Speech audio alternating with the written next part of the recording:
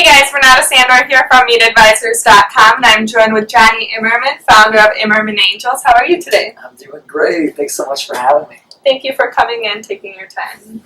So I just kind of want to ask you, who are you? What do you do? What is Imerman Angels? So I'm a lucky guy. First of all, I'm on a great team of cancer survivors. I was diagnosed myself when I was 26 years old. And I was just a few years out of college, hanging out with friends, feeling great. Last thing in the world I was thinking about was any sort of health compromise.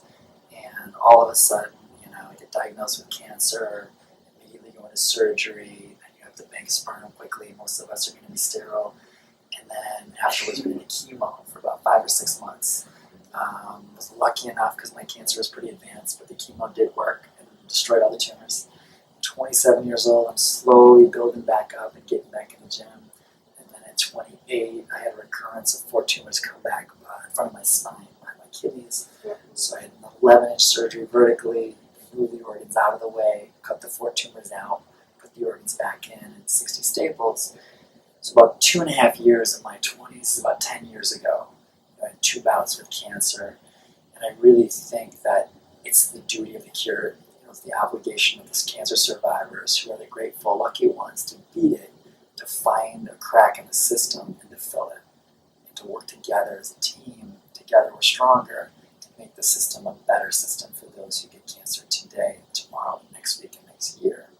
So what we've done is we've isolated one crack in the system, and that crack in the system that we noticed was the isolation piece.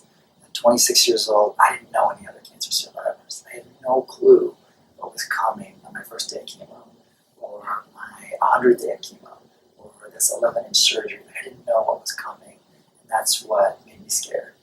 And that's why the night before my first chemo, I slept for maybe 20 minutes, because you're tossing and turning, you're just nervous, you don't know what's going to happen because you've never done it before.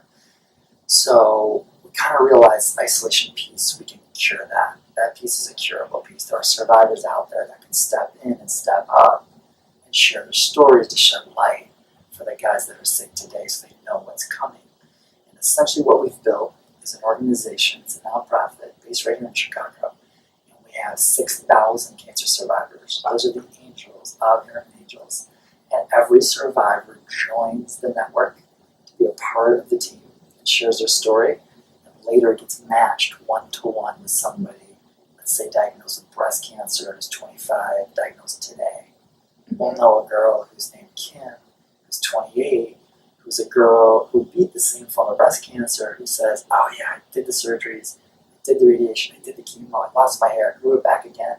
I was 25 just like you. I sat in your same seat, but I grew my hair back, I beat the cancer, I'm living a wonderful life, I'm dating again, I'm normal, I have a job, life is beautiful. You can do this, I did this, here's how. And one-to-one, we put these 2 girls in the same room, and it sheds light for her on the road ahead. She's got a friend who understands, to help her every single step of the marathon to get her to the finish line to win her life back. How do people sign up? So is it just through your website, or how does that work? We reach out to the community all over to help people, because we're the largest group in the world of cancer survivors. It's 6,000 for any cause. We help thousands of people a year who reach us looking to meet one of our survivors like them. But we want to get to millions. We're helping thousands, and that's great. I'm proud of our team, but we should be reaching the millions of people out there who do have cancer. They need to be aware of us. So we reach out to the hospitals. We reach out to doctors and nurses and social workers. We reach out to cancer partners like Livestrong, the Leukemia Lymphoma Society, Bright Pink, and all the other wonderful groups that do great things for cancer. They don't do one-to-one peer support like we do, and we cross-refer with them. So they send us their people, we match them. Okay. And we also do a lot of things like wearing t-shirts. We pound the pavement, we give speeches, we travel wherever we can to be a megaphone, to spread the word.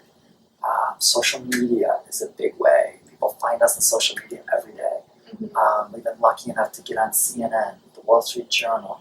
Last week we were in New York Daily News. We do whatever we can. We've done 2 TEDx's. We do whatever we can to get the idea to the community. And always someone out there knows somebody who's been affected by cancer and either wants to give back as a survivor, become an angel to help, or someone that's sick that maybe was diagnosed yesterday and needs help. But that's what we have to do. We have to create more awareness so people can find us, so no one slips through the cracks and thinks, God, I'm the only one in the world with this disease. I'm probably going to die. Mm-hmm. We want to get in their mind, and we want to, through friendships, motivate them and help them get to the finish line and beat their cancer. How do you match these people? Because I know, they sometimes have similarities, and obviously they have the same form of cancer, but how do you match the people? It's a great question. So usually what happens is that someone will sign up, and again, you could be in Paris, you could be in Toronto, you could be in Nebraska, you could be in Chicago. Mm-hmm. We help people in over 60 countries so far, and all 50 states. So our people are everywhere. Usually they find us online or from a doctor, and they go to our website. But the first step usually is they sign up online. And they click, I need help, and they sign up. I'm going through bone cancer in my right arm. I'm on this type of chemo. I just got diagnosed 2 weeks ago. I'm this age. And so their whole profile, I sign up. Our staff right here in Chicago will find that registration, pick up the phone, call them if they're local. If they are in Paris, oftentimes we'll Skype them, set up a Skype meeting. Mm-hmm. Everything's free, of course, on all sides. And Skype's free, which is great. So we'll connect to them, figure out what they're going through, and then check our database of thousands of survivors and say, we know someone just like you. You have to know this girl. Mm-hmm. You should be what you have. And she's awesome. And her name's Maggie, and you gotta know her. We call Maggie, make sure it's a good time. We simply then make the match. Mm-hmm. And then we monitor, we check in. About 3 weeks later, we'll make sure that it's going okay. Yeah. And basically, we let them take it from there. It's very fluid. We want their friendship to sort of evolve in whatever way helps that person the most. Great. And what have been some of the challenges in growing a nonprofit? So there are definitely challenges. Every day we still have them. We make a lot of mistakes, but we're very persistent. And as a team, we just have such a caring, passionate team that we work through the mistakes. But I think if you're a for-profit or you're a nonprofit or social enterprise, whatever you're in, mistakes are part of the game. Right. Eventually, you just get used to them, and you're not discouraged by them. You regroup, and you huddle up, and you figure out how to get over, around, or under walls. And you don't let the walls stop your mission. And so we definitely have had challenges.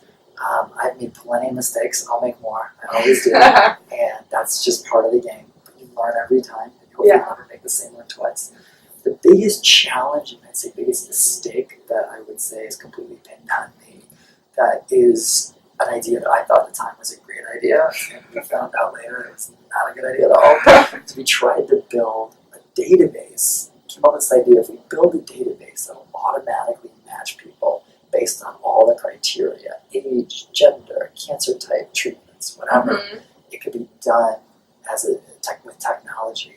We realized that we built sort of a bazooka to go hunting. It was just too complex, too complicated. We didn't need the digital. All we needed was to talk to people and create profiles for them, keyword search, and simply find the ones that line up on a lot of factors, and then introduce them.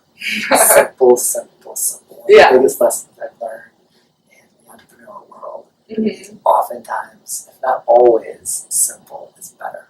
And now we use a very simple Salesforce tech system. We use keyword searching to match people, and our staff loves it. And we just totally scrapped this entire complicated tech system that we built that took 2 years, countless hours, sleepless nights some days. We worked so hard to build it, and then we realized it wasn't what we really wanted. So, which you better. Yeah, exactly. You got to go through those challenges. You go through them. There's always challenges.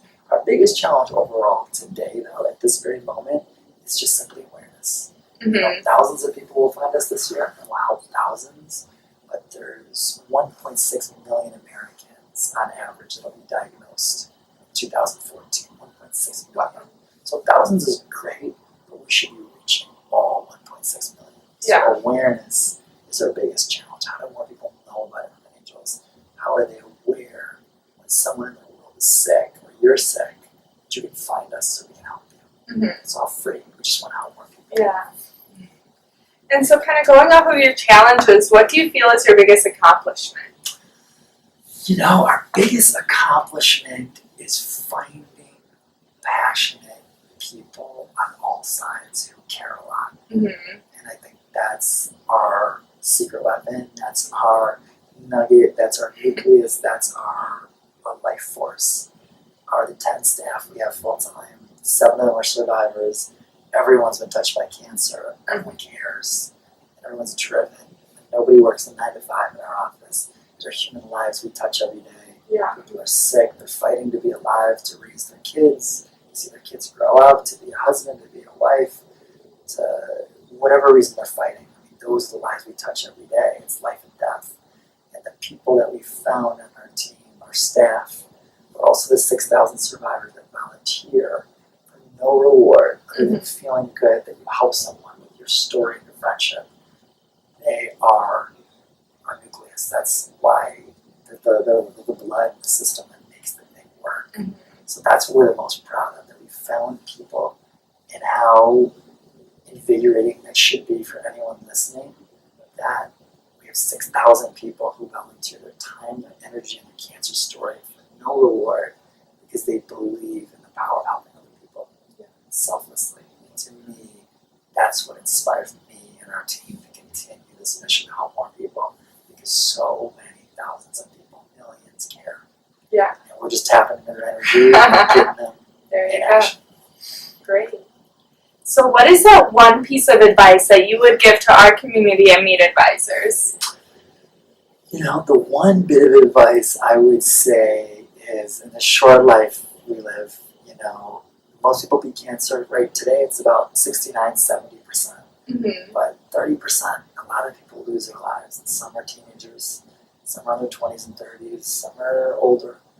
But one thing that's taught us about life is we all know we're not living forever. Life is not supposed to be forever. Mm-hmm. So live your dream. Find a way to build something, but make sure there's a social component to it, right? Like, leave something behind. And I know all the survivors on our team and all our staff and everyone involved with us, it's very important. They look at life, I think, in a certain way. Do what you love, and make sure there's a social impact to it. And I think those keys in life make you a happier person and make a difference for somebody else's life. And so whatever you do in your life, and maybe it's not your day job, maybe your day job you're working in finance or trading that's all about dollar signs, that's okay. You know, we're no judgment. But maybe after work or the weekend, volunteer, get involved, find something in your life, whether you're an entrepreneur or you're not, find something in your life to do something positive for people who are less than you.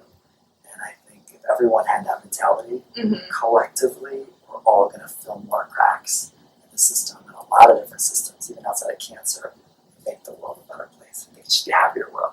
Everyone has that attitude. And where can people find you? Where can people learn more about Imerman Angels? We are easy to find. Google gives us a grant, so we don't have to pay for keywords on Google based on what we do. So if you type in one-on-one cancer support, I'm alone with cancer, any of these keywords, we really own them. We're number one on Google. That's why people find us all over the world. Yeah. So if you can't remember Imerman Angels, that's okay. Just type in alone with cancer, one-on-one cancer support. You're going to find us. And just send anyone to us that's in need with cancer, or people that have survived and want to give back and become an angel. But if you want to find us directly, it's ImermanAngels.org, which is IMERMAN, angels with an S.org. But if you put 2 M's or you put a .com, we own about 17 URLs. They're all over to us, so if you can't remember everything, you don't spell it right, we realize it's not the easiest name in the world. You're still going to find us. Alright. Guys, check out ImermanAngels.org and check out MeetAdvisors.com for more videos and blogs. Thanks, guys. Thank you. Thank you, Renata.